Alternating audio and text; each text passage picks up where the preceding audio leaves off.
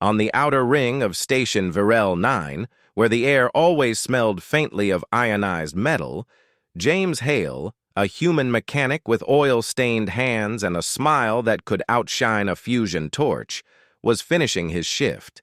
The hum of broken thrusters, coolant leaks, and misaligned stabilizers had been his entire day. Ordinary, predictable, human. What wasn't ordinary was his new neighbor. She had moved into the unit across the narrow corridor 3 days ago. Tall, silver-skinned, eyes like crystallized night. A member of the Aurelians, a species known for their emotional restraint, logic-based culture, and the ability to freeze a negotiation table with silence alone. They were respected, feared, and absolutely impossible to read. Her name was Rose Varkesh, a strange coincidence of translation, but she had stated it without emotion, as if it held no particular weight for her. James completely disagreed. It suited her perfectly.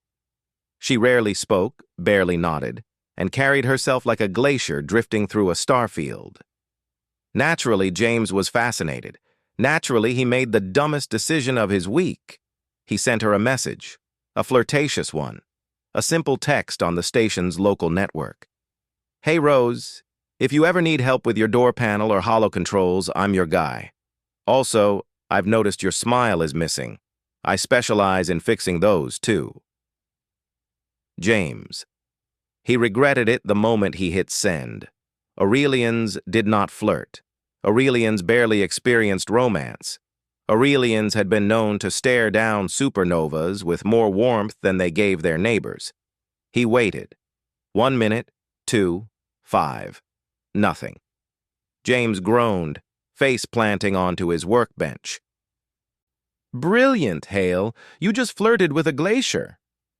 But Rose did read the message, and her reaction was not what he expected. Because the next morning at precisely 0700, Rose Varkesh knocked on his door. James opened it with a confused half-smile. Rose? Hey. I didn't mean to bother." "Oh." He froze. Rose stood there holding what looked like a shattered plasma converter. It was smoking. "Human James," she said, voice smooth and cool, but far from emotionless. "Your message indicated you are capable of repairing smiles. I require your assistance." James blinked rapidly. My assistance? With what exactly?" She lifted the converter. "You made a humorous attempt at non-professional communication. Aurelians are not accustomed to such gestures." She tilted her head. "I found it intriguing." James's brain stalled like a cheap transport engine. "Intriguing? I researched," she continued, "flirtation, humor, human courtship patterns." She stepped closer, silver eyes intense. "I wish to understand." James swallowed. "You want me to teach you how to flirt?" "No," she said. "I want you to explain why you wish to engage with me specifically." His heart thudded. She wasn't angry. She wasn't cold. She was curious. He stepped aside to let her in. "Okay, yeah, come in." Inside his workshop apartment, Rose examined everything with quiet precision. The tools, the old posters, the drying jacket on a hook. Finally, she turned to him. "State your reason." James laughed nervously. "Rose, I didn't send the message to start some scientific study. He rubbed the back of his neck.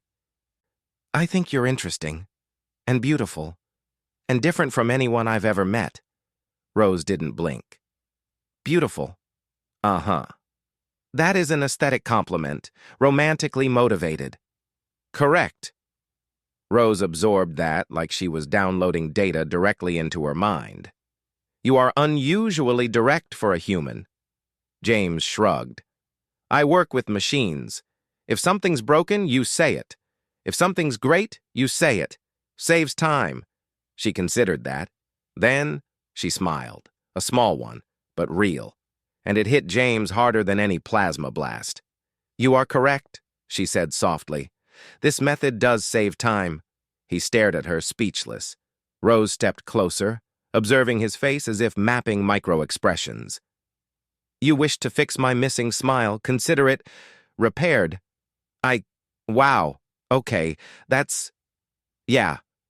But Rose wasn't done surprising him. Without warning, she lifted the plasma converter again. Additionally, this device malfunctioned. I investigated your background. You are regarded as highly competent. Did you break it on purpose? James asked. Rose hesitated. A controlled experiment, a reason to initiate contact. James grinned. Rose, did you fake needing mechanical help to flirt back? She blinked slowly. Approximately 37% of the intention aligned. James burst out laughing. You're incredible! Rose tilted her head. Is this a successful interaction? Extremely. As James repaired the converter, Rose quietly observed him, not with cold detachment, but with a strange gentleness. You humans invest considerable effort in emotional exchanges, she murmured. Yeah, James replied, tightening a screw. Life's short. Feelings matter. People matter. Humans fight for one another, she said quietly. Protect one another, even without logic-based incentives. That's HFY for you. He held up the fixed converter. We're stubborn about caring. Rose accepted the device, but her eyes never left his face.